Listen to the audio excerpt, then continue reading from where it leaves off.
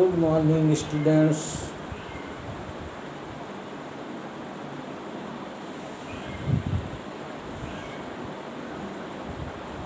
कल हमारा प्रकरण था सूफीज़्म। कल हम लोगों ने बात की थी सूफीज़्म के ऊपर। आज हम लोग डिस्कस करेंगे भक्ति परंपरा या भक्ति ट्रेडिशन के विषय पर आज हम लोग चर्चा करेंगे।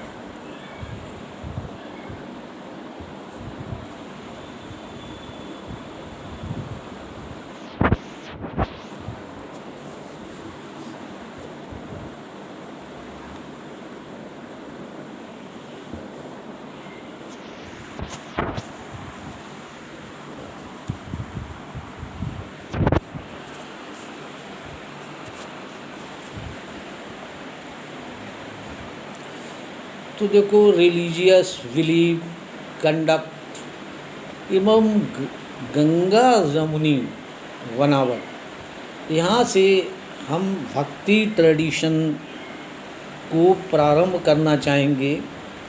देखो, ये पॉसिबल है कि इस समय पीरियड में या इस काल की जो सबसे मेन या सबसे प्रभावी विशेषता है वो ये है कि साहित्य और मूर्तिकला दोनों में ही अनेक तरह के देवी देवता अधिकाधिक दृष्टिकोण से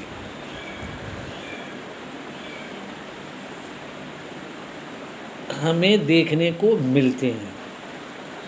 एक स्तर पर, एक लेवल पर अगर देखें तो ये फैक्ट की बात है कि भगवान विष्णु, शिव और Devi, there are 3 gods and there are 2 gods and 1 goddess की वर्शिप प्रचलित थी, जिनको अनेक रूपों में पूजा जाता था, जिनकी आराधना होती थी, उपासना होती थी, जिनकी वर्शिप होती थी। चलती रही ये परिपाटी, बाद में ये जा कर के और विस्तृत हो गई। अब पूजा सिस्टम का समन्वय क्या था, रिलेशनशिप क्या थी? देखो, वे इतिहासकार, वे हिस्टोरियन जो इस विकास को, इस डेवलप्ड को, भक्ति ट्रेडिशन के डेवलप्ड को समझने के लिए प्रयास करते हैं, तो उनका ये सुझाव है। वो ये कहते हैं कि यहाँ कम से कम 2 प्रोसेस अवश्य वर्क कर रहे थे। एक प्रक्रिया ब्राह्मण विचारधारा के प्रचार की थी और दूसरी प्रक्रिया आपकी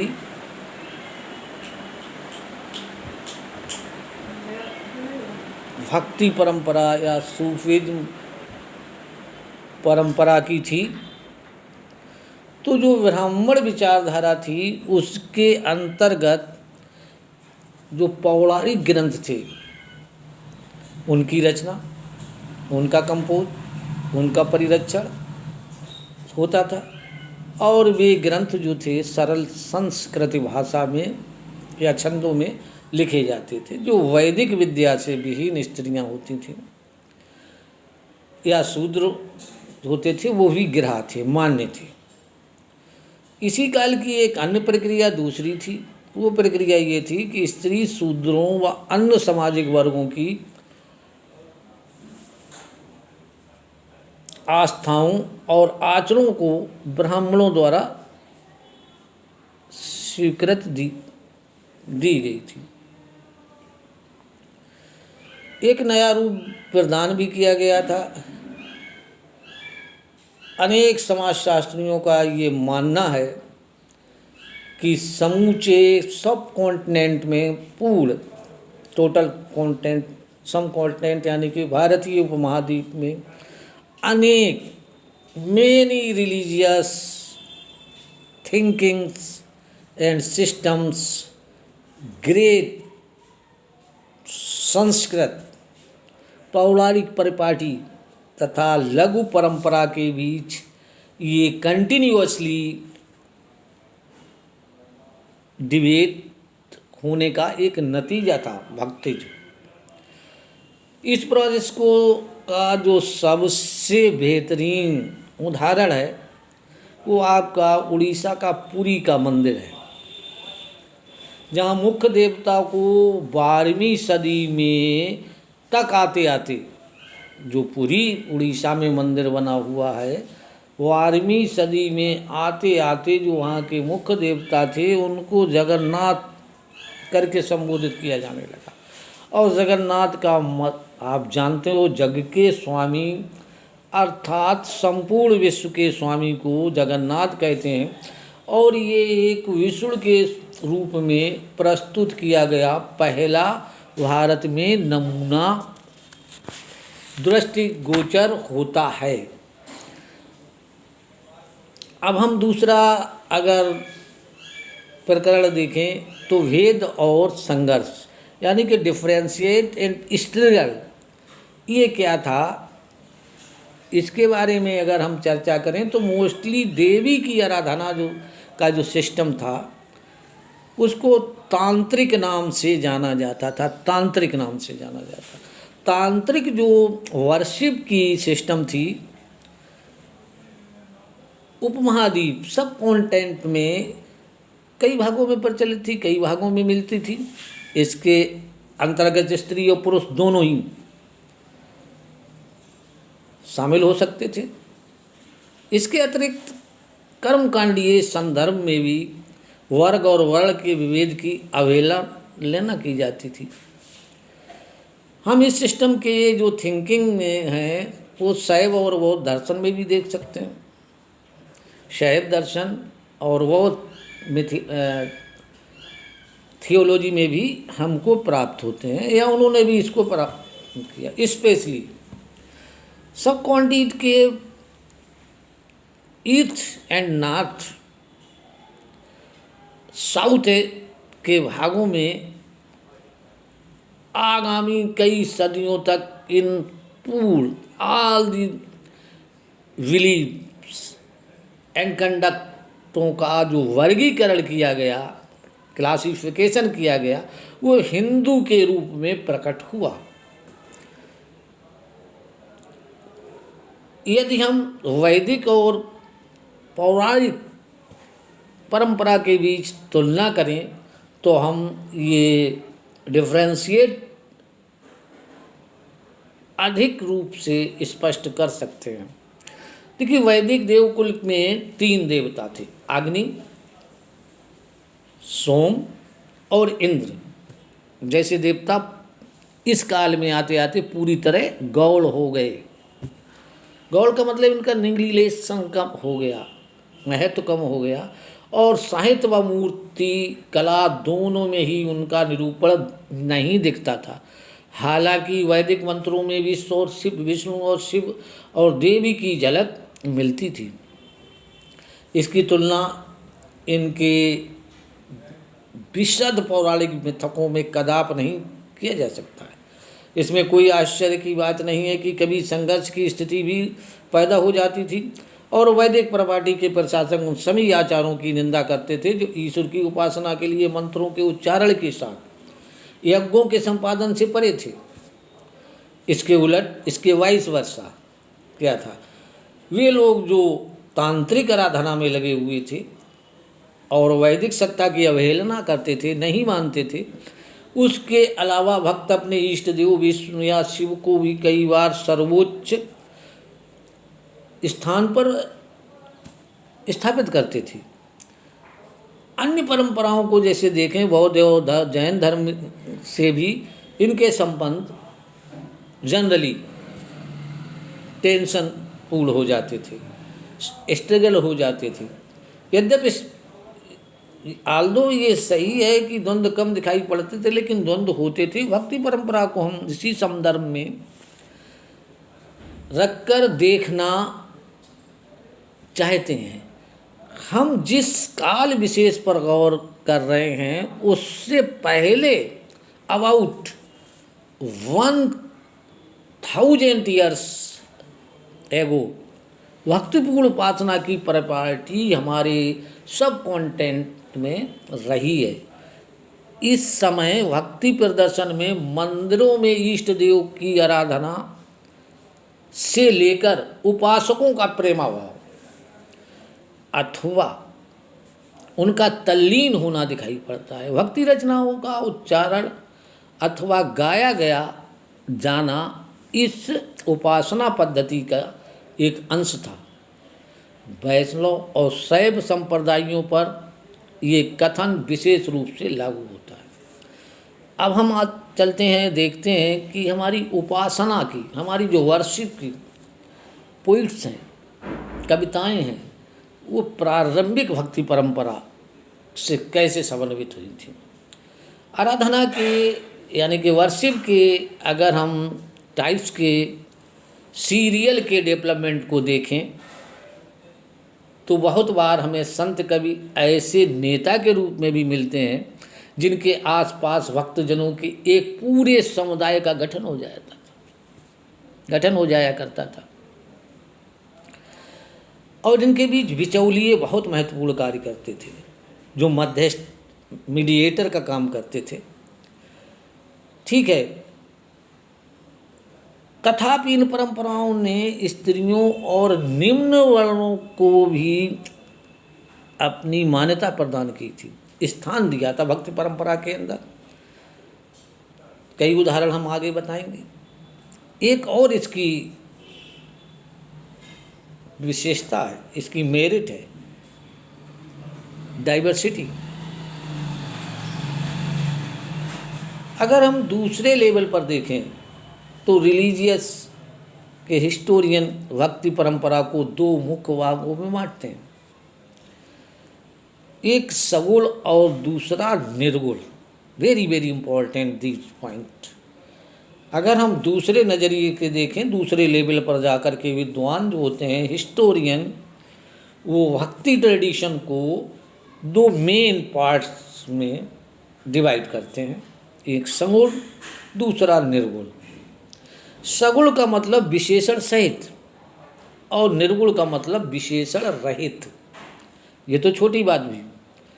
तो देखो दूसरी बात ये, सगुण का मतलब, सगुण की परिभाषा क्या होती है, जिसमें मूर्त रूप दे दिया जाता है, मूर्ति बना करके पूजा की जाती है, स्थापित की जाती है, एक आकार दे दिया जाता है, वो सगुण भक्ति कहलाती है। और निर्गुण भक्ति वो होती है जो निराकार होती है, जिसमें भगवान का कोई आकार या आकृति या मूर्त रूप नहीं दिया जाता है, वो निर्गुण भक्ति होती है। अब अगर हम प्रथम वर्ग में शिव और विष्णु को देखें और उनके अवतार व देवियों की आराधना जो आती है, जिसकी मूर्त रूप में अवधारणा हुई है, यही तो सगुण परंपरा है। निर्गुण भक्ति परंपरा में अमूर्त निराकार ईश्वर की वर्शिप की जाती है, वो पहले ही हमने बताया। अब सगुण भक्ति जो है तो हमें थोड़ा इसके बारे में भी जान लेना चाहिए। पहले थोड़ा तो हमने जान लिया कि विशेषण सहित जो आराधना की जाती है, आकृति देकर मूर्ति बना करके जो पूजा की जाती है, वो सगुण होती है। निर्गुण निराकार होती है, आकृति नहीं बनाई जाती है, विशेषण विहीन होती है, उसको हम निर्गुण कहते हैं। देखिए भक्ति, अगर हम इसको दूसरे पहलू से देखें, हिंदी साहित्य के इतिहास में जाएं, वो भी हिस्ट्री है, वहाँ पे हमें सगुण बहुत पढ़ने को मिलता है। सगुण विचारधारा ये तो पूरा भक्ति ट्रेडिशन ही है, और भक्ति काल जो है वो कई भागों में डिवाइड हो जाता है। जैसे अभी पहले हमने कुछ रूप बताया था, फिर दूसरा बताया कि इस तरीके से निर्गुण और सगुण में बटा है भक्ति काल। तो सीधी सी बात ये है, भक्ति काल में एक तो आगे अगर चल के देखें और इनके सूफी कवियों को, संत कवियों की बात अगर हम करें तो हमें बहुत सारी भक्ति के गुण मिल जाते हैं, भक्ति के प्रकार भी मिल जाते हैं। चलिए देखते हैं एक दो उदाहरण इसके विषय में। मान लीजिए भक्ति काल के हम सूरदास, कबीरदास, तुलसीदास को ले लेते हैं। तो देखिए भाई, भक्ति काल के ही कवि हैं, सब भक्त काल में ही आते हैं। तो देखो तुलसीदास भक्ति काल के रामाश्रयी शाखा के कवि हैं और ये भगवान विष्णु के अवतार भगवान राम को इष्ट देव मानते हैं और उनकी सगुण उपासना करते हैं। और ये इनकी भक्ति जो का भाव जो है वो दास भाव की भक्ति है। इसके सूरदास को हम ले लेते हैं। सूरदास भी भक्ति कवि है, संत कवि तो नहीं है लेकिन भक्ति कवि है। तुलसीदास तो लोक कवि हैं। तो सूरदास की भी भक्ति की भावना है। उनके इष्ट देव भगवान विष्णु के अवतार श्री कृष्ण है, वो उनकी सगुण की उपासना करते हैं। लेकिन दोनों की भक्ति भावनाओं में अंतर है। तुलसी की भक्ति भावना दास भाव की है, जबकि सूर्य की भक्ति भावना सका भाव की है। इसी प्रकार ऐसे ही नहीं कह दिया मैंने, इसके प्रमाण है। तुलसीदास जी ने कौन कहा है, तुलसी चाहत जन्म भर राम चरण अनुराग, एक भरोसो एक बल एक आश विश्वास, तुलसी चाहत जन्म भर राम चरण अनुराग। सूरदास क्या कहते हैं, आज ही हूँ एक एक कर टरी हूँ, कह हम ही कह तुम ही मानव माधव, अपन भरोसे लरी हूँ, वहाँ छुड़ाए जाते हो निवल जान के मोह, मन मंदिर सौ जो कहो मद जानी तो। ये भक्ति भावना। यही हम निराकार ले लेते हैं, निर्गुण लेते हैं। कबीर जो है इसमें और ज्ञान आश्रयी प्रेम आश्रयी तमाम शाखाएँ हैं। मलिक मोहम्मद जायसी, आपके रस खान कवियों का भी वर्णन मिल जाएगा। मीराबाई आपकी भक्ति की कवि हैं, तो और भी कवि मिल जाएंगे आपको। तो देखिए भाई, ये थोड़ा भक्ति के कवियों के बारे में हमने बताया, या निर्गुण और सगुण को हमने एक्सप्लेन कर रहा, आपकी इसमें समझ आ रहा होगा। अब हम चलते हैं आगे, अगला टॉपिक उठाते हैं तमिलनाडु के अलवार और नयनार संत। तमिलनाडु आज भारत का एक प्रांत है, दक्षिण भारत में। देखिए, अगर स्टार्टिंग में हम देखें तो भक्ति आंदोलन, मेरे कहने का मतलब है लगभग 6वीं सदी ईस्वी, अलवार जो थे वो भगवान विष्णु के भक्त थे, एवं नयनार ये शिव भक्त होते थे। इनकी लीडरशिप में विकास हुआ दक्षिण भारत में।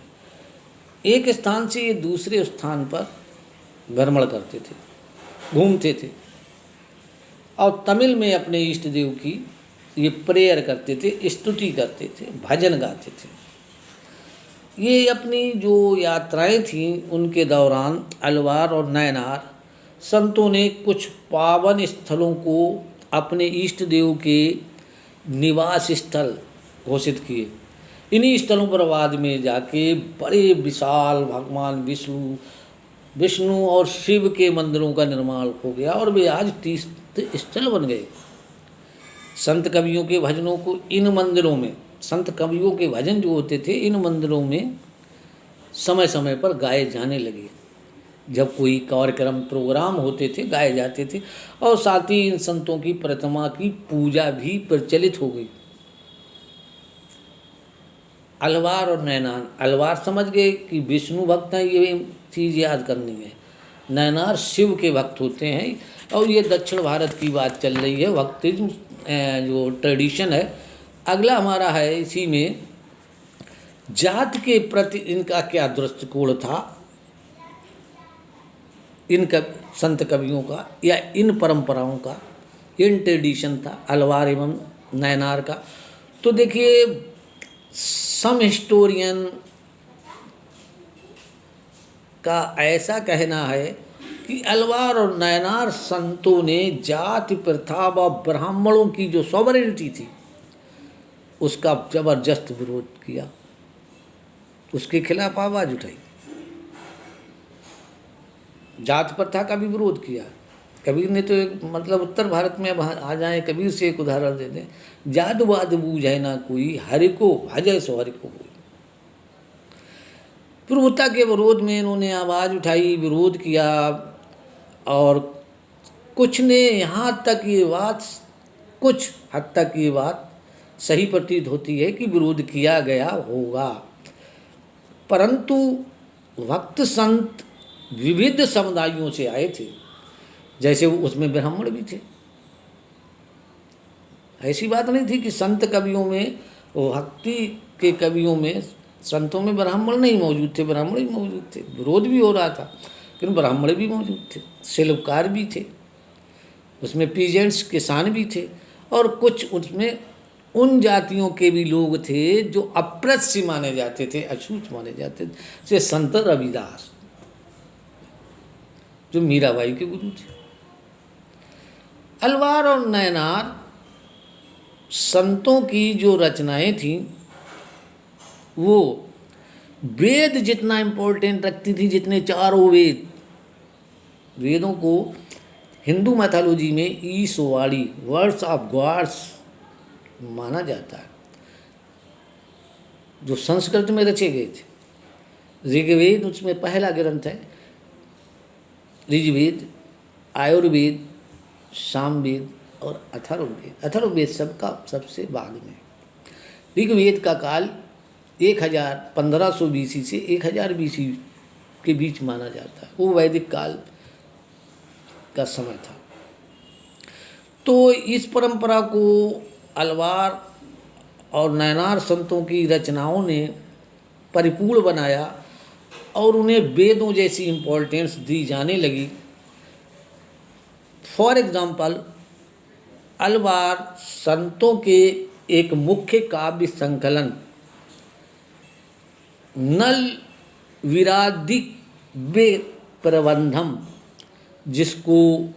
जिसका वर्णन तमिल भाषा में किया गया है, लिखा गया है तमिल भाषा, और जिसको वेदों जैसा रूप प्रदान किया गया है। ये तमिल भाषा का जो ग्रंथ है, नल विरादिव्य प्रबंधम, वेरी वेरी इंपॉर्टेंट ग्रंथ है कि वेद के रूप में इसको सम्मान मिला है। इस ग्रंथ का महत्व संस्कृत के चारों वेदों के बराबर बताया गया, ब्राह्मणों के द्वारा जो वेद घोषित हुए थे। अब आते हैं स्त्री भक्ति के ऊपर। इस काल में ये पॉसिबल है, संभव है ये, कि इस परंपरा की सबसे बड़ी जो मेरिट्स थी, इसमें स्त्रियों की उपस्थिति मौजूद थी। भक्ति ट्रेडिशन में इस काल की सबसे बड़ी विशेषता थी, स्त्रियां इसमें शामिल थीं, और उनको अंडाल, अलवार स्त्री भक्ति के रूप में प्रदर्शित किया जाता था। अंडाल जो होते थे, अंडाल जो कहलाते थे, व्यापक स्तर पर उनके गीत वगैरह, वो भजन गाती थी। अंडाल स्वयं को भगवान विष्णु की प्रेयसी या प्रेम का मानती थी और प्रेम भावना को छंदों में व्यक्त करती थी। दूसरी ओर शिव भक्त भी स्त्रियां थीं, उसमें कई काल अम्मैयार ने अपने उद्देश्य प्राप्ति हेतु घोर तपस्या का मार्ग अपनाया था। नैनार परंपरा जो थी वो शिव भक्त थी, और अलवार परंपरा जो थी, अलवार संत जो थे वो विष्णु के भक्त थे। अपने उद्देश्य प्राप्ति हेतु घोर तपस्या ये करती थी। जो नैनार की बात की मैंने, नैनार परंपरा में उनकी रचनाओं को बड़ा सजो करके सुरक्षित ढंग से रखा गया। हालांकि इन स्त्रियों ने अपने सामाजिक कर्तव्यों का परित्याग किया, वो किसी वैकल्पिक व्यवस्था अथवा विस्तृत समुदाय की सदस्य कभी नहीं बनी। अलवार नैनार संतों की बात हो रही है। इन स्त्रियों को का जीवन जीने का जो तरीका था, जीवन पद्धति जो थी, वो इनकी रचनाओं में पितृसत्तात्मक आदर्शों को चुनौती देती हुई दिखाई दी। जो पितृसत्तात्मक सत्ता थी उसको ये स्त्रियाँ चुनौती दे रही थी। अपने मीराबाई का उदाहरण देखा होगा, आगे हम बता भी सकते दें, अभी इसी में मिला दें मीराबाई को। देखिए किस तरीके से मीराबाई एक राजसी परिवार से संबंध रखती थी और उन्होंने अपने परिवार को किस प्रकार चुनौतियां दी थी। और उन्होंने क्या कहा था, छाड़ दई कुल की कान का करे संतन रेग बैठ बैठ लोक लाज खोई अश्वन जल सिंच सिंच प्रेम। वो ये मीरा का सिद्धांत है। इन लोगों ने उस समय चुनौती दी पुरुष प्रधान समाज को, जिस समय आप समझ रहे थे कि नारियों की स्थिति क्या कंडीशन थी सब कॉन्टिनेंट में। अब हम आगे देखेंगे और स्टेट से रिलेशनशिप इनका क्या था, यानी कि राज्य से इनका क्या संबंध था। तो देखो इसी हम देखते हैं ईसा की प्रथम सदी में ये चीज़ कई महत्वपूर्ण सरदारियाँ थीं ईसा की प्रथम सदी में सब कॉन्टिनेंट में। इस सदी के उत्तरार्ध में आगे आकर अगर हम देखें तो राज्य का उद्भव और विकास हुआ, जिसमें दो राज मेनली थे स्टेट्स, पल्लव और पांड्य। इन राजाओं ने विष्णु और शिव की अनेक मंदिरों का निर्माण कराया, रथ मंदिर भी बने हैं पल्लव राजाओं। ठीक है, ये 6वीं से 9वीं सदी तक के बीच पल्लव और पांड्य की बात, दक्षिण भारत की बात हो रही है।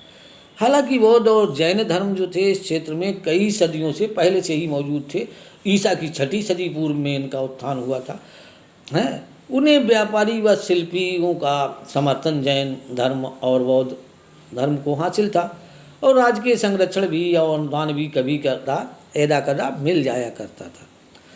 लेकिन ये एक इंटरेस्टिंग फैक्ट ये है कि तमिल भक्ति रचनाएं जो थीं उनका जो मेन कंटेंट था वो बौद्ध और जैन धर्म के प्रति विरोध करना था। विरोध के स्वर जो थे नयनार संतों की रचनाओं में विशेष रूप से देखने को मिलते हैं। इस विरोध की व्याख्या करते हुए बहुत से इतिहासकारों ने ये सलाह दी है, ये सुझाव दिया है। क्या सुझाव दिया है कि परस्पर विरोधी धार्मिक समुदायों में राजकीय अनुदान को लेकर झगड़ा था। ये प्रतिस्पर्धा, ये लड़ाई राजकीय धन दौलत के लिए थी कि हमको अंशदान ज़्यादा मिले, हमें राज का आश्रय ज़्यादा मिले, हमें राज का परिचय ज़्यादा मिले। इस तरीके से इतिहासकार कहते हैं राजकीय अनुदान की ये लड़ाई थी। एक और शक्तिशाली चोल सम्राट, ये भी दक्षिण में ही मिले, 9वीं से 13वीं सदी के बीच इन सम्राटों का या चोल वंश का राज स्थापित था। चोल राजों की जो ग्राम व्यवस्था थी वो आज भी भारत में अपनाई जा रही है। चोलों का बहुत योगदान है, बल्कि कई शक्तिशाली इसमें राजा भी हुए। चोल सम्राटों ने ब्राह्मणों की जो भक्ति परंपरा थी उसका समर्थन किया तथा विष्णु और शिव के मंदिरों के निर्माण के लिए भूमि अनुदान ये लोग देने लगे चोल। और चोलों ने भी कई मंदिर दक्षिण भारत में बनवाए थे, जैसे चिदम्बरम, तंजावुर और गंगेटोलपुरम के विशाल शिव मंदिर। चोल राजा शिव भक्त थे। कई बार परीक्षा में पूछा गया है चोल किसकी उपासना करते थे चोल सम्राट, तो एक दो अपवाद को छोड़ करके चोल भगवान शिव के पुजारी थे, उपासना करते। चोल सम्राटों की ये मदद से ही निर्मित हुए थे मंदिर। इसी काल में कांच से ढाली गई शिव की प्रतिमाओं का भी निर्माण हुआ। हालांकि शिव को बिल्कुल गौड़ नहीं किया गया है। यहाँ मैंने पहले ही बताया कि चोलों में चोल शिव थे, शैव थे, जो नयनार संतों के दर्शन से प्रभावित थे। नयनार ओलवार संत वेलाल कृषकों द्वारा सम्मानित होते थे, इसलिए आश्चर्य नहीं है कि जो राजा थे उनका भी ये लोग समर्थन पाने में प्राप्त हो गए। फॉर एग्जाम्पल, चोल सम्राटों ने दैवीय समर्थन पाने का भी दावा किया है। चोल कहते थे हमें जो है ईश्वर की तरफ से राजा बनाया गया है, और अपनी सत्ता के प्रदर्शन के लिए सुंदर सुंदर मंदिरों का निर्माण कराया, जिनमें पत्थर धातु से बनी मूर्तियाँ सुसज्जित की गई थी। इसी तरह इन लोकप्रिय संत कवियों की परिकल्पना को भी जो जन भाषाओं में गीत रचे जाते थे मूर्त रूप प्रदान किया गया चोलों के समय। इन सम्राटों ने तमिल भाषा के शैव भजनों का गायन इन मंदिरों में प्रचलित करा पाया था। इन्होंने ऐसे भजनों का संकलन एक ग्रंथ जिसका नाम तब रम के रूप में करने का भी जिम्मा उठाया था, और 945 ईस्वी के एक अभिलेख से हमें ये जानकारी मिलती है कि चोल सम्राट परांतक प्रथम ने संत कवि अप्पार, सबद्दर और सुंदरार की धातु की प्रतिमाएं एक शिव मंदिर में स्थापित कराई। इन मूर्तियों को उत्सव में जुलूस के समय निकाला जाता था। इसको हम फिर रिपीट करते हैं, सुन लीजिए और वीडियो देख करके इसको नोट कर लीजिए। चोल सम्राट 945 ईस्वी की घटना में एक अभिलेख प्राप्त होता है जिसमें चोल सम्राट परांतक प्रथम ने संत कवि अप्पार, समद्दर और सुंदरार की जो धातु की मूर्तियाँ एक शिव मंदिर में स्थापित कराई थीं। इन मूर्तियों को उत्सव के समय एक जुलूस की शक्ल में निकाला जाता था। अब हमारा टॉपिक आता है कर्नाटक की वीर शैव परंपरा।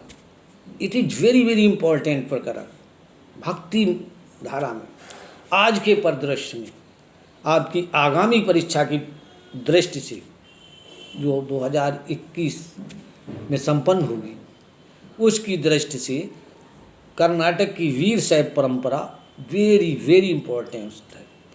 चलते हैं हम कर्नाटक। 12वीं सदी में एक न्यू मूवमेंट अस्तित्व में आया जिसका लीडरशिप वासवन्ना, जिसका समय 1106 से 68 तक था, एक ब्राह्मण थे। वसन्ना कलचुरी राजा के दरबार में मंत्री भी थे। इनके जो फॉलोअर्स थे वो वीर शैव या शिव के वीर कहलाते थे। वासवन्ना के जो फॉलोअर्स थे वही वीर शैव कहलाते थे। कर्नाटक के वीर शैव की बात, ये ब्राह्मण जाति के थे, ठीक है। इनके अनुयायी वीर शैव या शिव के वीर कहलाते थे। वह लिंगायत, लिंग धारण करने वाले कहलाए या लिंगायत कहलाए। लिंगायत कर्नाटक में आज भी समुदाय है, इस पे बहुत बवाला रहा है अभी करंट में, इसीलिए तो मैंने कहा ये वेरी वेरी इंपॉर्टेंट है। लिंगायत, लिंग धारण करने वाले कहलाए वीर शैव। वासवन्ना इनके प्रवर्तक। आज भी लिंगायत समुदाय का इस क्षेत्र में महत्व है, इम्पोर्टेंस है। आज भी लिंगायत संप्रदाय को आप देख सकते हैं, वे शिव की आराधना लिंग के रूप में करते हैं, तभी तो लिंगायत कहलाते हैं। इस समुदाय के पुरुष वाम स्कंद पर चांदी के एक पिटारे में एक लघु लिंग को धारण करते हैं, जिन्हें वो बड़ी श्रद्धा की दृष्टि से देखते हैं। उनमें जंगम अर्थात यावर भिक्षु शामिल है। यावर या जंगम का मतलब घूमने फिरने वाले भिक्षु, प्रीचर। लिंगायतों का विश्वास है कि मरने के बाद वक्त शिव में लीन हो जाता है तथा इस संसार में पुनः नहीं लौटता है, अर्थात इन्होंने पुनर्जन्म के सिद्धांत को भी खारिज किया। धर्मशास्त्र में बताए गए श्राद्ध संस्कार का वे पालन नहीं करते हैं और अपने मृतकों को, डेड बॉडी को विधिपूर्वक दफन करते हैं, गाड़ते हैं जमीन में, दफनाते हैं। लिंगायतों ने जात की जो कॉन्सेप्ट थी और कुछ कम्युनिटी के जो दूषित होने की जो ब्राह्मणों की अवधारणा थी उसका विरोध किया। पुनर्जन्म के सिद्धांत पर भी इन्होंने प्रश्न चिन्ह लगाया। इन सब कारणों से ब्राह्मणीय सामाजिक व्यवस्था में जिन समुदायों को गौड़ स्थान मिला था वो लिंगायत के अनुयायी हो गए। जिनको ब्राह्मण के समुदाय में, ब्राह्मण परंपरा में कम स्थान दिया जाता था, जिनकी अवहेलना की जाती थी, वो लिंगायत बन गए, इनके हो गए। ठीक है, लिंगायतों के वो फॉलोअर बन गए।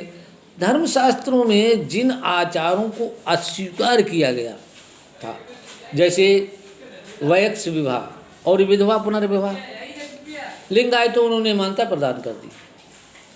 और वीर शैव परंपरा की उत्पत्ति डेरिवेटिव उन वचनों से है जो कन्नड़ भाषा में उन स्त्री पुरुषों द्वारा रचे गए जो इस आंदोलन में शामिल हुए। अब हमें अगला प्रकरण जो है, कल हमने उठाया था सूफिज्म, आज हमने भक्ति परंपरा के बारे में चर्चा की है। और मैं समझता हूँ कि आपको ये प्रकरण समझ आया होगा, क्योंकि 12th का मामला है तो वीडियो तो बड़े ही बनाना पड़ेंगे।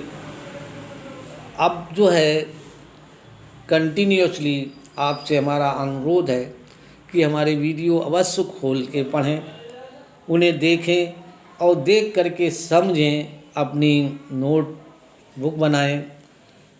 ठीक है, नोट्स भी हम समय समय पर भेज देते हैं तो उनको भी पढ़ें। अब थोड़ा ध्यान से पढ़ें और आप चाहें तो हमें कमेंट के माध्यम से अपनी ऑब्जेक्शन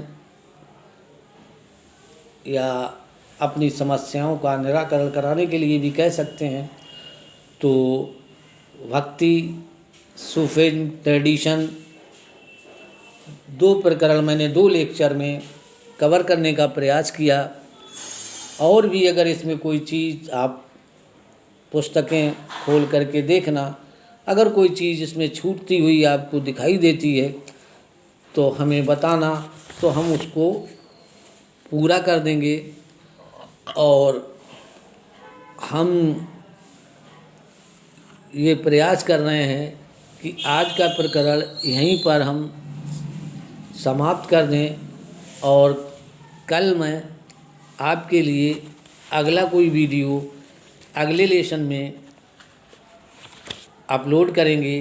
तब तक के लिए हमें इजाज़त दीजिए। बहुत बहुत आप लोगों का धन्यवाद। Thank you.